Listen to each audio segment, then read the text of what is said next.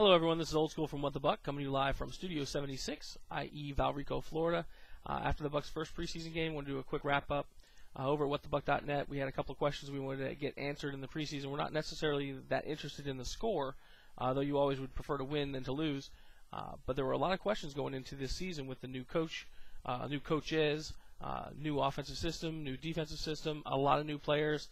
There's just a ton of questions down here in Buckland that we need to get answered. And in this particular game, we want to see a little bit about the QB battle, right? We got Luke McCown battling with Byron Leftwich for the number one spot. There are some people that think dark horse candidate Josh Freeman, the rookie number one draft pick, could have a shot at this, but I think he proved even more so than he has in training camp that he's just not ready for that opportunity yet. And then the fourth quarterback, we have Josh Johnson, who really hasn't had a shot. We're going to see if he gets a chance to get some snaps.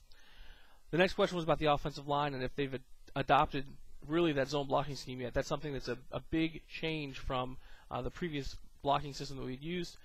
Manjurian's trying to get these guys to understand it, and it's going to take a while for them to really get in their heads. We want to see how they would actually be able to block for the Bucks against a live fire defense and whether that would open up some lanes for the running backs. And third, what the hell is our defense going to look like? The defensive scheme is completely different. It's man up, bump and run, lots of blitzing, very different than our traditional Tampa 2 that was brought in by Dungy and expressed by Coach Kiffin and all of his assistants. So, to answer those questions, Luke was the first quarterback in, and Luke looked horrible. He had tons of pressure. Now, primarily, Jeremy Zuda was getting his ass kicked constantly. Zuda's a good lineman. He's filling in for Aaron Sears, who's sort of MIA, and normally plays very well, but he was not doing very well last night. Luke was under constant pressure, and even when he did complete the ball protection was not very good. We had a number of fumbles. Ernest Graham with a fumble, amongst others. So Luke gets his shot to really kind of separate himself from the pack, and he chokes on it. Byron Leftwich comes in after that. Now, a lot of people are saying that he was going against twos or threes, but the Titans still had a number of their ones in too. And Byron looked very good. Byron orchestrated a drive, got us down there, got us a score, was effective. In fact, he also suffered from a couple of drop passes. We had a number of drops by Cortez Hankton, who's been fighting for a position.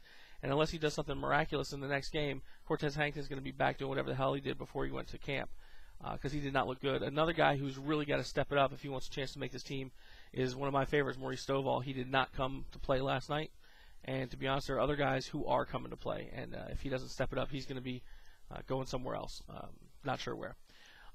The O-line in general did not play very well early, but the seconds and thirds, who've looked bad in training camp, actually looked pretty good going against the seconds and thirds of the Titans. And as we got deeper into our running back committee, we started with Ernest Graham, got to Derek Ward. Derek Ward had some nice runs. Clifton Smith getting some chances back there, looked very good, very explosive. And then Kareem Huggins, out of nowhere, has a very good night towards the end of the game. Now, obviously, you're going against the second and third tier players. You can't put a lot of weight on that. But still, it's good to see the second and thirds on our side competing well. We definitely need the O-line to step it up, though, to the next game. The defense was probably the bright spot of the night. Now, of course, there's highs and lows in a preseason game like this. We got a fair amount of pressure from our front four, not as much as we would like, but more than we probably expected. The tackles performed admirably. The ones and the twos both did well against the rush, holding a very explosive rushing team to very few rushing yards, stretching plays out, forcing the backs to pop the run outside, and then especially the defensive backs, the corners and the safeties coming up and filling, were making tremendous open field tackles. So that's got to be something to bolster your confidence as a Bucs fan, and that's sort of something we need, to be honest, because right now we have no idea what we're going to expect. There's a lot of negativity in Tampa. People are going to find a lot of negativity to talk about, and to be honest, in a loss, you're generally going to look at the negatives. But when you look at the way this game actually played out, the Bucs did a good job. If you look at the stats, the big glaring thing that shouts out at you is our third down efficiency was horrible. We're at 33%, 5 out of 15 tries. That's not going to get it done. The other stats across the board look pretty good. Now, we had an inopportune pick six by Josh Freeman. He has a tendency to stare down receivers. He does it in training camp. He did it there, and they made him pay. Mouton jumped on the route, took the ball, took it to the house. The big surprise of the night for me was how good Byron Leftwich looked. He was absolutely not afraid, slung the ball downfield, and got us our touchdown. Luke was very, very tentative. That's surprising. He's going to have a good game against Jacksonville to get back in this race, because I think Byron is now solidly in that number one spot. Josh Johnson, who I've liked through training camp all along, I thought looked tremendous. He even broke off a 43-yard scamper into the end zone and showed that 4.5 speed that he's got. It was a busted play. The running back didn't come for the draw, and he took off around left edge and just took it all the way to the house. He also looked good in the passes that he threw. So I think it's going to be interesting to see how the Jaguars game works out. You're going to have Byron coming in first, going ones on ones to see if that was an aberration with him going against some twos. Then Luke will come in after him. And then it'll be interesting to see what the coaching staff does with Josh Johnson about getting him some reps. Now, I had said in the week leading up to this game, especially after what I saw in training camp, I thought Leftwich was well behind. I thought he looked horrible. Then he had a couple of really good practices in 11-on-11s. My thought was at the time, if Luke showed very good, if we're really doing a youth movement and we're rebuilding, you drop one of those two, and whoever is the guy behind, who I had Leftwich behind at the time, you drop him and you keep the young quarterback, Josh Johnson, who I think's got a lot of potential. At this point, if I went with that same model, we would keep Byron Leftwich and dump McCown, though I think there's probably some contract issues with that around guaranteed money. It puts a lot of pressure on the Jaguars game, which is good because the Jaguars are a solid team. We'll get a good test. But all in all, I was relatively happy with what I saw last night. You'd always want to get the win.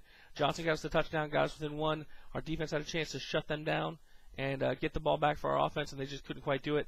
A nice scramble by Patrick Ramsey, and they got the first down. We're able to kill the clock. So Bucks lose 27-20. We get a lot of information, however. If you want to look at the sort of quarter-by-quarter review, I put them up on whatthebuck.net. You can subscribe to that on the RSS. Monday night at whatthebuck.net, 7 o'clock, we're going to have Ronnie Gent, tight end for the New York Sentinels in the UFL, in the studio, and we're going to be reviewing the game in more depth. Ronnie's probably going to talk a lot of smack about the Bucks because he never liked the Bucks ever since they passed on him in the draft and took Nate Lowry out of Yale. But we'll have him here. We'll have the chat room going. You guys can participate.